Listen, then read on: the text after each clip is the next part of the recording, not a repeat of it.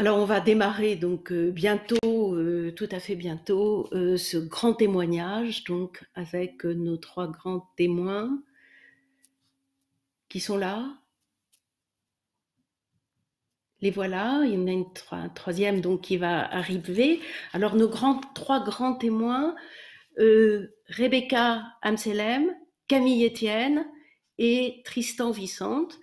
Et c'est donc un débat entre vous, que j'espère, mais peut-être on va commencer, bien entendu, par vous présenter. Vous avez tous des expériences extrêmement stimulantes et extrêmement inspirantes. Alors, je vais commencer cette présentation par Rebecca Amselem. Rebecca Amselem, vous avez lancé une newsletter, tout simplement, au départ, qui s'appelait Les Glorieuses, que je reçois d'ailleurs depuis très longtemps, que je trouve très intéressante. Et Les Glorieuses, c'est pas qu'une newsletter, en fait, c'est derrière tout un mouvement, tout un engagement en faveur des femmes, pour promouvoir les femmes, pour les aider, pour essayer de faire en sorte qu'elles soient payées à l'égal des hommes, pour ne pas oublier aussi les femmes dans la société en général, dans l'emploi. Et je vais vous demander peut-être, pour démarrer ces grands témoignages, comment comment est né tout simplement votre engagement et pourquoi ce choix d'engagement plutôt qu'un autre, hein. Dans le fond, il y a beaucoup de sujets sur lesquels on peut s'engager. Tout à l'heure, on en a vu plusieurs, mais les femmes n'étaient pas là. Merci beaucoup Françoise de l'invitation. Je suis extrêmement honorée d'être invitée et de participer à cet événement. Donc j'ai créé Les Glorieuses, c'était il y a 5 ans maintenant, c'était en septembre 2015 quand j'étais en train d'écrire ma thèse qui portait sur un sujet bien différent que le sujet que je traite aujourd'hui. C'était une thèse en économie de la culture et c'est d'ailleurs comme ça qu'on s'était rencontrés.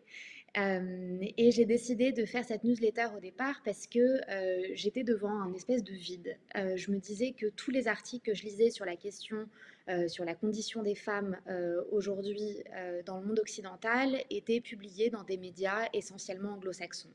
Et je me disais qu'en France, effectivement, il y avait pas de médias qui traitaient les questions féministes, en tout cas telles que j'avais peut-être envie de les lire. Et donc c'est comme ça que j'ai commencé cette newsletter qui est en fait un fil rouge de mon éducation au féminisme, puisque j'ai commencé à m'intéresser aux questions féminisme avec cette newsletter. Donc je pense que vous avez vu grandir mon féminisme au fur et à mesure des newsletters, et je pense que plus j'avance, plus je me radicalise. Euh, dans le bon sens du terme, pour les questions des droits des femmes et pour les questions féministes. Et assez rapidement, je me suis dit que quand on a un média sur la question des femmes et du féminisme en règle générale, on ne peut pas s'arrêter là. On ne peut pas se contenter d'envoyer un email par semaine pour essayer à une mini-échelle de changer le monde. Et donc, c'est pour ça que j'ai engagé notamment les Glorieuses dans plusieurs actions politiques et plusieurs engagements, comme par exemple le fait de sensibiliser les personnes qui votent au fait que les femmes de l'extrême droite vont avoir tendance à utiliser un langage féministe sans pour autant avoir des actes qui suivent, ou alors, comme vous le disiez précédemment, pour faire en sorte qu'il y ait une égalité économique entre les femmes et les hommes dans le monde. Et c'est pour ça que j'ai lancé le hashtag qui change tous les ans et qui symbolise le moment où les femmes devraient théoriquement s'arrêter de travailler du fait des inégalités de salaire, et qui est tombé cette année le 4 novembre à 16h16. Et l'objectif de cette mobilisation, c'était d'avoir d'abord une prise de conscience générale de la part de la société civile sur le fait qu'il n'était pas normal qu'en France, en 2016, quand je l'ai lancé, et puis toujours en 2020, que les femmes aient un patrimoine économique bien plus faible que les hommes, et un salaire d'ailleurs qui est bien plus faible que celui des hommes. Et à partir de là, d'essayer de sensibiliser les pouvoirs publics et les entreprises pour mettre en place des mesures qui fonctionnent. Et les mesures qui fonctionnent, je ne les ai pas inventées, je ne les ai pas sorties d'un chapeau. Je suis allée voir les pays où il y avait effectivement une égalité salariale, ou en tout cas où on s'approchait le plus de l'égalité salariale, et j'ai déterminé les mesures qu'on pouvait transposer en France, qui coûtait plus ou moins de l'argent pour faire en sorte d'arriver à cette égalité salariale. Donc voilà, donc les Glorieuses, c'est ça, c'est la newsletter, c'est l'engagement politique, c'est un club où, on parlait d'utopie tout à l'heure, mais c'est un club où chaque mois j'invite des intellectuels à essayer de réfléchir à l'utopie féministe, antiraciste et écologiste, à essayer de penser au monde d'après pour s'y préparer et pour aussi faire en sorte que notre société tende le plus rapidement possible vers cette utopie. Et donc c'est un projet global. C'est de là qu'est venu mon engagement. Oui. Effectivement, merci. Alors effectivement, tout à l'heure, on a eu donc nombre d'engagements. Il n'y avait pas celui des femmes, vous le précisez maintenant, mais il y en avait d'autres qui étaient très importants. Il y en avait notamment un qui est un engagement sur le climat. Alors j'ai envie de me tourner vers vous, Camille Etienne. Je vois que vous êtes activiste pour la justice sociale et climatique, ce que je trouve très important, effectivement, de marier les deux, de conjuguer les deux. Et vous participez notamment, parmi de nombreuses activités d'ailleurs, à un mouvement qui s'appelle tout simplement On est prêt, et vous avez raison, nous sommes prêts. Alors, nous sommes aussi prêts à vous écouter. Et donc, quelle est la nature de cet engagement et comment vous y êtes venu? Bonjour à tous déjà, je suis désolée pour le cadre pas absolument merveilleux et bucolique. Généralement je le fais depuis mes montagnes, mais là je suis à la gare de Lyon pour une petite urgence de tournage, donc voilà. Mais je suis d'autant plus motivée. Comment est-ce que je suis arrivée à faire ça? En fait c'est très simple, comme je vous le disais, j'ai grandi dans un endroit où tous les jours on se lève et on est face à des montagnes sublimes, à des glaciers, et en grandissant, donc j'ai juste fait du ski de fond en compétition pendant ma jeunesse, et arrivé le moment, 18 ans, où on se dit « Ah, peut-être il faudrait faire des études ». Donc j'ai débarqué à Sciences Po Paris en bicursus avec la Sorbonne en philosophie. Et c'est un peu là où j'ai pris conscience que cette éducation, c'était pas seulement une chance, mais aussi un privilège. D'avoir grandi vraiment au milieu de la nature, c'était avant tout un privilège. Et qu'avec les privilèges viennent les responsabilités. Et c'est vraiment pour ça que je me suis dit qu'il fallait que j'arrive à porter dans ces instances de pouvoir qu'on m'ouvrait, en fait, cette parole d'une société qui soit plus respectueuse du vivant dans son ensemble. Donc qui comprend aussi, qui comprend qu'elle fait juste partie de cet écosystème qu'elle est en train de détruire, qui comprend qu'elle est la nature et que donc si la nature disparaît, elle disparaît avec elle. Maintenant, très simplement, comment est-ce que je pourrais vous raconter comment chaque différent mouvement que je fais, que ce soit plus artistique, que ce soit plus grand public avec On est prêt, comment ça fonctionne. Je pense que c'est pas le plus intéressant. En juste quelques mots pour vous décrire qu'est-ce que c'est qu'aujourd'hui le quotidien d'une activiste pour le climat, la justice sociale et climatique. Moi, il y a un tiers de mon temps qui est consacré à écouter les paroles des scientifiques qui décident de prendre de leur temps pour nous expliquer l'urgence, nous vulgariser leur contenu, leur rapport sur le permafrost, sur la biodiversité, sur tout un tas de sujets. Un tiers qui est de, en gros, aller porter ces messages-là auprès des médias traditionnels, auprès du grand public à travers des réseaux sociaux, des vidéos, tout ça, faire de la vulgarisation. Et un tiers qui est du lobbying direct, et c'est peut-être la partie que je préfère le plus, qui est du lobbying envers des chefs d'État, envers des décideurs économiques. Et ça, c'est une partie extrêmement intéressante, et c'est une partie qu'en fait, on voit moins et qu'on entend moins. Et qui, en fait, est de convaincre les gens de cette urgence climatique. Donc ça, c'est à peu près un tiers de ce que je fais. Maintenant, ce qu'il faut bien comprendre, c'est que c'est peut-être qu'un tiers... Ah, excusez-moi, attendez. Petit problème de connexion, ben, on reviendra tout à l'heure vers Camille, et je propose de discuter un petit peu avec Tristan. Tristan, alors vous, c'est encore... Ah, vous revoilà. Je suis de... Vous nous entendez? Excusez-moi, oui, c'est bon. C'est bon, tout va bien. J'en ai Allez. juste pour 3 minutes pour finir, très, très brièvement. Et donc, suite à ce qu'on fait, en fait, suite à cet engagement-là, pourquoi est-ce qu'on le fait? C'est ça que je voulais dire. En fait, pourquoi est-ce que c'est important de s'engager? C'est aussi de rappeler que nous, on n'est que un haut-parleur, et que là, ce que je viens de vous décrire, c'est juste une manière d'être activiste. C'est vraiment juste cette jeunesse sur laquelle on a mis la lumière, elle décide de s'engager de cette manière-là parce qu'il se trouve que moi, parfois quand j'utilise les mots, ça touche certaines personnes, donc c'est comme ça que je le fais, mais qu'on a besoin, puisque c'est une société entière qu'il s'agit de faire advenir, c'est tout un rapport au monde qui est à repenser, on a besoin d'autant d'activistes que de personnes, et que donc il s'agit de vous, de trouver la manière dont vous voulez impacter le monde. Donc on a besoin de gens, de réalisateurs qui vont te faire rêver avec des films, d'artistes, on a besoin de fermiers qui mettent les mains dans la terre et qui concrètement font aussi vivre cette transition. Donc voilà, ce que je veux dire, c'est que nous, il se trouve qu'on nous donne une grande légitimité, on nous donne une grande tribune, plein de lumière, et donc on l'utilise pour aller parler de l'urgence, pour aller donner envie aux gens, trouver ce truc dans le ventre qui les pousse à agir, mais que c'est pas du tout la seule manière de faire et que vous pouvez tous derrière votre écran aussi rejoindre ce grand mouvement. Merci. Alors, on a un troisième type d'engagement, disais-je, qui est très important aussi, parce qu'on dit beaucoup que les jeunes s'intéressent moins à la politique, qui n'y croient plus d'une certaine manière, qui s'y retrouvent pas. Et vous, Tristan Vincent, vous avez créé, vous avez lancé avec d'autres un mouvement politique qui s'appelle Allons enfants. Alors, parlez-nous de ce mouvement politique. Pourquoi créer un mouvement politique et avec quelle idée? Est-ce que c'est avec l'idée de disrupter le monde politique, un peu comme l'avait fait d'une autre manière Emmanuel Macron? Mais voilà, comment vous êtes entré en politique? Qu'est-ce que vous en attendez? Et pourquoi c'est important? Alors en fait, moi je suis rentré chez Allons Enfants l'année dernière. C'est un parti à la base qui a été créé en 2014 et puis après qui est monté en flèche avec notamment en se présentant aux élections européennes. Alors en fait, c'est un parti politique qui est composé de jeunes qui ont moins de 30 ans et qui veulent faire de la politique autrement. En fait, on est un parti qui n'est ni de gauche ni de droite. Notre objectif, c'est vraiment de travailler avec l'ensemble du paysage politique actuel pour pouvoir proposer et porter des décisions aux différentes, que ce soit pour par exemple différentes élections. Donc on va essayer de présenter des candidats Allons Enfants. Notamment là, à l'antenne de Toulouse, on essaye de se présenter pour les élections régionales et départementales.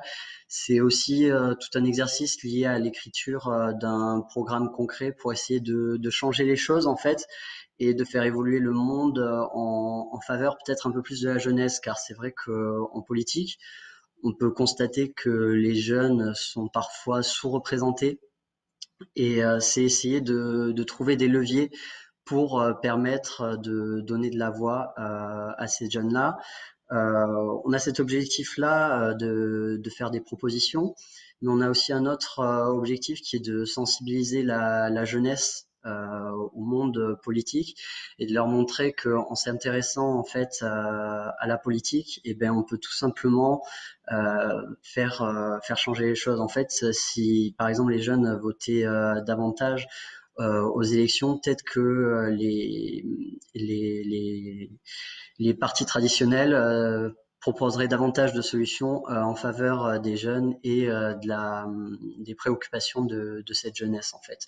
Donc voilà, c'est vraiment le but d'Allons Enfants, c'est de faire des jeunes les décideurs de demain et d'essayer de faire évoluer la mentalité politique en présentant de nouvelles idées, de nouvelles façons de faire et en construisant en fait le monde de demain. Une question pour vous trois, et vous y répondez dans l'ordre que vous voulez. En discutant avec mes étudiants de justement ce qui se passe, etc., ils m'ont dit des choses que j'ai trouvées très justes. Ils m'ont dit, dans le fond, on avait commencé à prendre la parole, nous les jeunes, et à être écoutés, à être vraiment entendus. Et maintenant, les médias sont pleins de la question de la Covid qui a recouvert, qui a complètement plombé cette prise de parole. Ils m'ont dit aussi que, voilà, ils commençaient à chercher des stages, etc. Et là, hop, ça a été plombé là aussi, c'est-à-dire que c'est très difficile aujourd'hui de trouver un stage en ce moment, ne parlons pas d'un premier emploi. Et puis, ils m'ont dit aussi qu'ils ont été, même ils l'ont ressenti de manière très dure, ce Covid, non seulement parce qu'ils sont empêchés de vivre la vie qu'ils aiment, mais aussi parce qu'ils ont été désignés comme les responsables, d'une certaine manière, de la diffusion de la pandémie, parce qu'on a beaucoup dit, mais ce sont les jeunes qui prennent pas assez de mesures qui font pas assez attention. Alors voilà, qu'est-ce qu'on peut leur dire pour justement relier ces engagements que vous décrivez, cette possibilité qui existe, et puis ce qu'ils ressentent comme quelque chose quand même de très rude, hein. Voilà, qu'est-ce que vous avez envie de leur dire, vous, Euh, je peux Rebecca? commencer si vous voulez. Oui, tout à fait. La première chose que je dirais, ce serait que bah déjà, hein, c'est vraiment pas de leur faute, cette pandémie. Je pense que ça a été dit à plusieurs reprises pendant cette conférence. On sait très bien que la pandémie est le résultat de politiques économiques qui ont été privilégiées sur le respect de l'environnement et de la production raisonnée dans un premier temps. Dans un second temps, on a des gouvernements auxquels cette génération ne fait pas partie, et ce n'est pas cette génération qui a décidé de ne pas avoir suffisamment de masques en début de la pandémie, ou alors de ne pas se concentrer sur telle ou telle stratégie pour arrêter très rapidement cette pandémie. Donc vraiment, c'est pas de leur faute. Je pense que il fallait un bouc émissaire, et le bouc émissaire est tout trouvé quand il s'agit des jeunes, et effectivement qui ont moins de place dans l'espace médiatique. Et après, effectivement, le troisième élément, peut-être un peu plus optimiste, au-delà du fait de se déculpabiliser, ce serait de dire qu'il existe plein de manières aujourd'hui d'utiliser son temps. Alors effectivement, ce ne sera pas dans un cadre traditionnel, donc faire partie d'un stage ou alors d'une entreprise ou d'un premier emploi, mais de se dire de prendre ce temps pour soit se sensibiliser soit sur une question, et je pense par exemple aux jeunes garçons qui pourraient utiliser ce temps pour penser à la notion de masculinité, notamment de masculinité toxique, qui fait aussi partie des causes de la pandémie, de se sensibiliser aux questions climatiques, féministes, antiracistes, pour essayer de construire, même pas pour essayer, pour construire le monde de demain. Le monde de demain sera fait de toute manière de vous, des jeunes, auxquels je ne fais plus trop partie en vrai.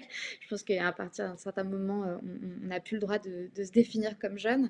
Mais clairement, l'avenir aujourd'hui est entre les mains des jeunes pour réfléchir à des nouvelles formes d'organisation qui sont probablement différentes que les formes entrepreneuriales qu'on nous a enseignées et qu'on nous a demandé de reproduire, que ce soit aussi les formes salariales qui vont plus forcément avoir encore lieu dans le monde d'après, où le CDI va être de plus en plus un mythe. Et après, on a tendance à dire aussi que ce type de crise, et notamment de crise économique qui va suivre qui suit déjà d'ailleurs la crise sanitaire qu'on a vécue, va être prétexte à un certain nombre de choses. Mais je pense qu'au-delà de dire que c'est un prétexte, je pense que c'est aussi une opportunité. C'est une opportunité pour les jeunes de redéfinir et même de définir le monde dans lequel ils veulent grandir et dans lequel ils veulent que leurs enfants veulent grandir. Pardon. Tristan, vous alliez... Moi, je voudrais tout simplement leur dire de garder espoir, que dans tous les cas, cette crise va passer et que l'on va rebondir tous ensemble. Après, certes, certaines occasions de stage ou de premier emploi vont peut-être leur passer sous le nez, ce qui est mon cas aussi dans certains cas. Mais voilà, on peut aussi s'engager à côté, et un engagement qui soit associatif, politique, peu importe. Là où on s'engage, il permet toujours de grandir et de mûrir. Et puis c'est vrai que moi, cet engagement chez Allons Enfants m'a beaucoup fait grandir, et que voilà, c'est l'occasion de découvrir un autre monde, un autre environnement en fait, et qui est tout aussi valorisant que le monde professionnel, voire même parfois davantage. Et parce qu'il y a rien de plus plaisant que de se rendre compte en fait que l'on aide les autres et qu'on sert à quelque chose, et ce qui n'est pas toujours le cas qu'on travaille, qu'on soit en CDD ou CDI. Et voilà, je sais de quoi je parle. Camille, je vois qu'on vous a retrouvé. Non, mais je suis là. Je me coupe parce que je me dis que la vue de la gare de Lyon n'est peut-être pas assez jolie comparée à vos beaux murs blancs qui sont si bien assortis. Mais j'écoute tout et ça marche très bien. Non, ce que je voulais dire, c'est que... alors, j'ai l'impression d'être la donneuse de mauvaises nouvelles, mais au-delà de ça, je pense malheureusement qu'en fait, on a beaucoup dit ça comme « Oh là là, quelle année abominable !» Dis donc 2020 qui a été élue par le Times la pire année.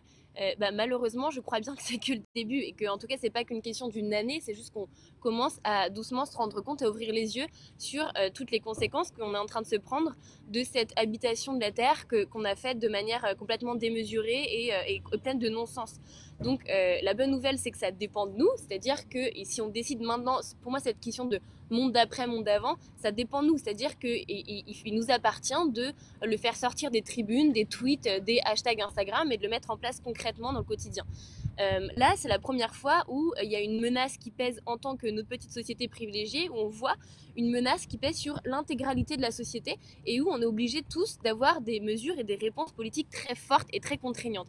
Si on nous avait dit il y a un an qu'on allait devoir rester chez nous, porter tous des masques, je pense que personne n'y aurait cru. On se serait dit que c'était juste un mauvais épisode de Black Mirror. là, ça devient possible. Donc, ce que je trouve assez intéressant dans cette crise, c'est qu'on se rend compte de deux choses. D'un point de vue des personnes, déjà dans l'imaginaire collectif, on se rend bien plus compte que quand des écolos nous disent attention, il y a des conséquences qui vont être dures, on va vivre des choses pas faciles, il faut qu'on s'y adapte maintenant pour limiter l'impact plus tard. Je pense que dans l'imaginaire des gens, c'est quelque chose qui maintenant est plus acceptable. Et donc peut-être, j'espère que l'action en amont, pour être proactif et pas seulement réactif comme on l'est avec le virus, sera plus importante. Après, ce qui est aussi intéressant, c'est qu'on se rend compte des décisions politiques qui sont prises. Et on se rend compte qu'on a des décisions politiques extrêmement fortes, où on prend des vraies mesures. Et j'en suis très contente. Je veux dire, s'il y a une menace qui passe sur la société, on décide d'agir. Bon, bah, c'est très bien. Et ben, pourquoi est-ce qu'on ne le fait pas dans ce cas de la même manière pour l'urgence climatique? Il y a eu plus, entre 40 et je n'ai pas regardé les chiffres, entre 40 et 45 000 morts du Covid en France. 50 000 personnes meurent chaque année de la pollution de l'air en France. Et la pollution de l'air, c'est une toute petite partie de la pollution et de l'immensité de l'urgence écologique et sociale qu'on est en train de vivre. Donc il faut se rendre compte de ça. Il faut se rendre compte quand même que malheureusement, c'est que le début, qu'on va avoir des conséquences, mais la chose positive, c'est qu'on est capable aujourd'hui d'avoir des vraies réponses. Et que quand on nous donne l'excuse, et moi c'est aussi peut-être ce qui me donne beaucoup d'espoir et qui peut peut-être donner beaucoup d'espoir à ces jeunes-là, c'est que quand on nous donne l'excuse de nous dire non mais votre monde utopique là, où tout le monde, où il y a de l'égalité entre les hommes et les femmes, où on arrête de mépriser comme ça les minorités, où on respecte un peu la dignité humaine des migrants, où on respecte, où on est ambitieux sur le plan climatique, tout ça, c'est pas possible parce que c'est une grande machine, c'est compliqué, on est lancé, on peut pas arrêter comme ça le monde. Et ben on se rend compte que c'est faux, on se rend compte que ça, c'est un récit qu'on se raconte, que ce capitalisme d'aujourd'hui, cette histoire qu'on se raconte de dire de surconsommation, c'est une histoire qu'on se raconte. Le billet de 10 euros vaut 10 euros parce qu'on a décidé collectivement qu'il valait 10 euros. À l'inverse, les réalités physiques, biologiques, climatiques, elles sont là, elles sont réelles et il faut qu'on les prenne en compte. Et ce qui montre qu'on est capable de les faire en compte. On a été capable de clouer les avions au sol en 24 heures, on a été capable d'être à la hauteur.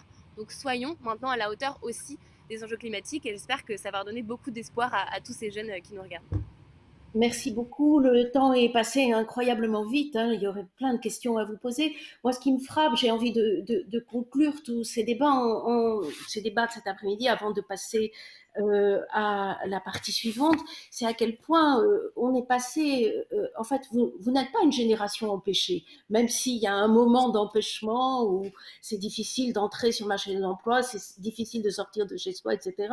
Et on voit bien que vous êtes une génération agissante en réalité et agissante de plein de points de vue. Alors ça peut être sur tel ou tel investissement, sur tel ou tel engagement, mais c'est vrai que vous êtes loin d'être cette génération passive ou empêchée que l'on craint que vous soyez. Donc merci à tous, vraiment c'est un bel exemple de vie et de force que vous nous montrez à cette occasion. Voilà, alors on va conclure ce grand témoignage pour arriver à la dernière partie, à la conclusion de ces journées.